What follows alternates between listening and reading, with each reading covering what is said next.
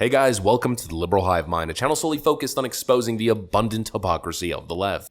Here we go again. You know, a lot of the times I end up making similar videos, a similar pattern, a similar framing, and you would think it's because I'm milking it for content, which, I mean, of course, to a certain extent, every YouTuber does the same thing, especially within this domain. If you see a topic and you know that you can make a video out of it, well, you're simply going to open the microphone and start recording. That's obviously how the game works. But it's not repetitive for repeating's sake. It's more so that the same thing just keeps happening over and over again, and here we are, analyzing the day's events. It's Groundhog Day because these Democrats literally never frickin' learn. They do the same thing over and over again, expecting different results, but they do the same thing over and over again, getting the same expected results. And I'm simply sitting here, flabbergasted constantly for the last couple of years, facepalming with the same reaction. Here we go again. The Democrats once again have not learned. They shoot themselves in the foot on a constant, repeated basis. They are shooting Donald Trump to the top of the frickin' polls, to the top peak of this election mountain. They've given him everything he could possibly ask for, just like they did in 2016.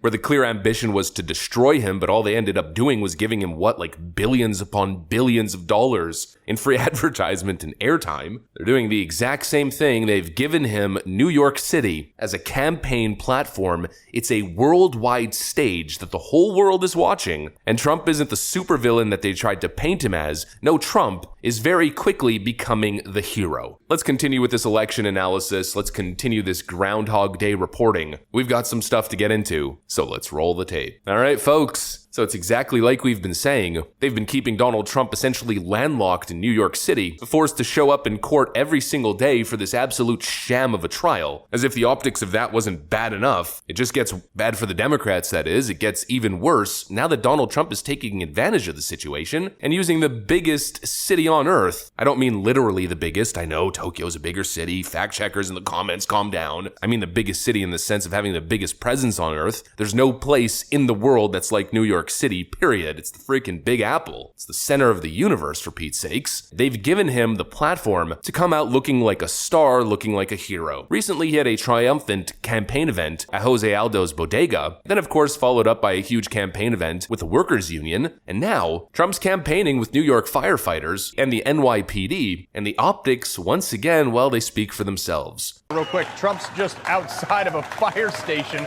after leaving court. He's got pizza for the guys. This is typical Trump. Let's poke in and see what he's up to right there.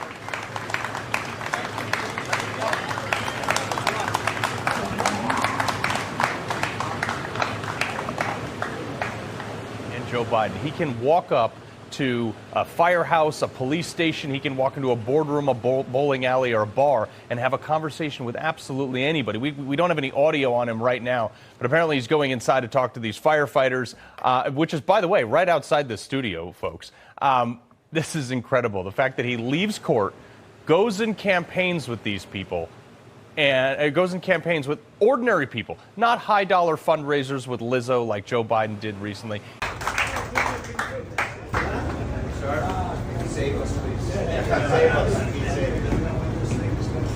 That's Trump delivering pizza to New York firefighters and NYPD, shaking hands, continuing to grow his grassroots support, but most importantly, creating an amazing distinction between what the media is telling us and what the reality is on the ground. You know, like I keep saying, Donald Trump is the man of the working class. He's a blue-collar billionaire. He's rough around the edges. He's not overeducated. He's not pompous. He's not posh. He's not pretentious. He's just Donald Trump. You know, Donald Trump is like what blue-collar people envision a billionaire to be. He doesn't have his pinky up sipping tea with his legs crossed in front of a fireplace. Ooh, jolly good day. No, none of that. He's frickin' billionaire Trump. Where's my Big Mac? America's the greatest place on earth. I like boxing and UFC and NASCAR. I just want to make the big bucks and play golf. He's the most relatable billionaire. That's why he's got this little political weakness that the media can constantly take advantage of. He's a little bit rough around the edges, like I keep saying, and so he'll say things that regular people say. He'll say things that aren't politically correct or politically calculated, and the media will attack him for it. But really, at the same time, while it's a political weakness, it's also a huge political strength. Like I keep saying, the most important thing for Donald Trump is is his relatability. I call it the normalization of Trump. The more he gets out there and shows who he truly is, the more he just puts his personality out there, the more he connects with people, the more interviews and podcasts that he does, the more normal and relatable he seems, and of course, the more the fear-mongering nonsense dissipates. When people see Trump as just a normal human being who's flawed like anybody else, the more they realize he's not the demon that the media suggests he is. And what's happening in New York, well, it's the perfect platform and it's the perfect circumstance. They're attempting to destroy this guy. We can all tell that it's a clear political hit job. Well, what does that do? That makes Donald Trump seem more vulnerable. You don't want to make the guy who's supposedly this evil fascist, who's supposedly the second coming of Mussolini and Hitler combined, you don't want to make him seem vulnerable. He needs to appear as a threat at all times. Well, now Donald Trump is not a threat, rather Donald Trump is being threatened with a corrupt and compromised legal system, a politicized and weaponized legal system. That's not a good look. And when that, let's call it dynamic, is happening live on air, on TV for millions of people to see, and when the Trump campaign is taking advantage of all the publicity, well, that's where the backfire element comes. Folks, these cases are backfiring like you cannot imagine. Like I keep saying in these videos, we went very quickly from Trump is facing serious troubles in the polls to now this. Race to the White House. Trump is trouncing Biden by 15 points in this key state that went blue in 2020. 6 months ahead of the November election, former President Donald Trump is now leading Democrat incumbent Joe Biden by a whopping 15 points in Michigan, a key swing state.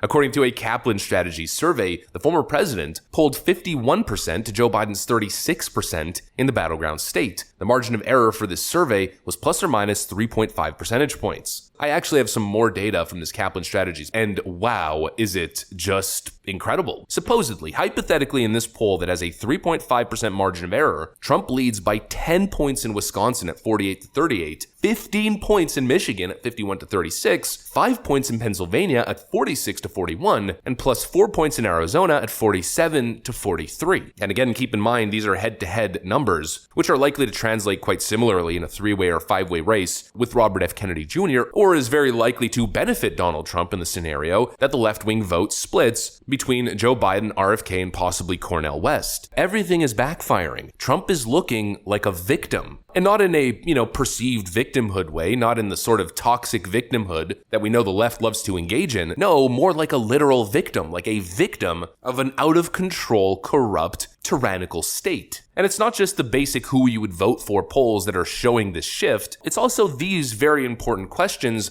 that are asked in some of these surveys. We've been covering these polls forever. If Donald Trump is convicted by a jury for inciting the Capitol riots of January 6th, who would you vote for president? In the past, this specific question hasn't gone so well for President Trump. The Alvin Bragg case, it's a different story. The documents case, a different story. But specifically the January 6th case, when people were asked if Donald Trump is found guilty and convicted of inciting the Capitol riots of January 6th, who would you vote for? Generally, the numbers would shift in Biden's favor. Well, now, roughly 6 months ahead of Election Day, the numbers have completely shifted, and Trump now leads with a majority of support in a head-to-head national poll at 52%, above 50%, to Joe Biden's 48%. The whole thing is starting to backfire, and it's no surprise why. And really, I think most of it is explained in the Trump legal team's motion to dismiss the documents case in Florida on the basis of selective/vindictive prosecution. President Donald J. Trump respectively submits that the indictment must be dismissed on the basis of the office's selective and vindictive prosecution. With one exception, there is no record of the Department of Justice prosecuting a former president or vice president for mishandling classified documents from his own administration. The exception is President Trump. The basis is his politics and status as President Biden's chief political rival. Thus, the case reflects the type of selective and vindictive prosecution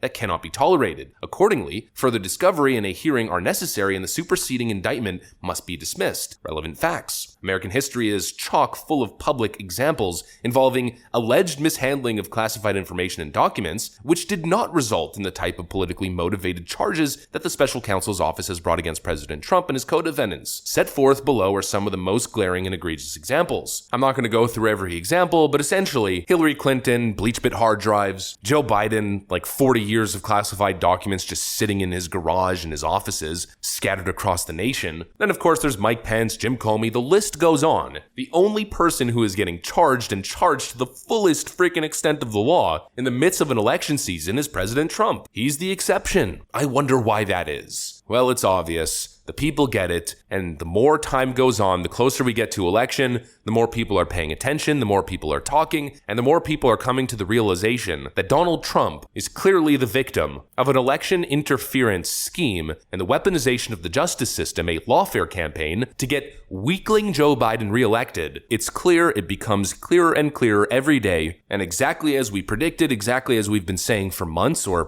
probably years at this point, it's going to keep backfiring and Trump will continue to surge. And now they've given him the Big Apple as his political stage, a huge miscalculation. He's looking more and more relatable, and they're looking more and more like corrupt, vengeful actors. Anyways, that's pretty much what I got for you guys on this one. Hopefully you enjoyed the video. If you did, make sure to leave a like and possibly subscribe. Thanks for watching, and I'll see you on the next one.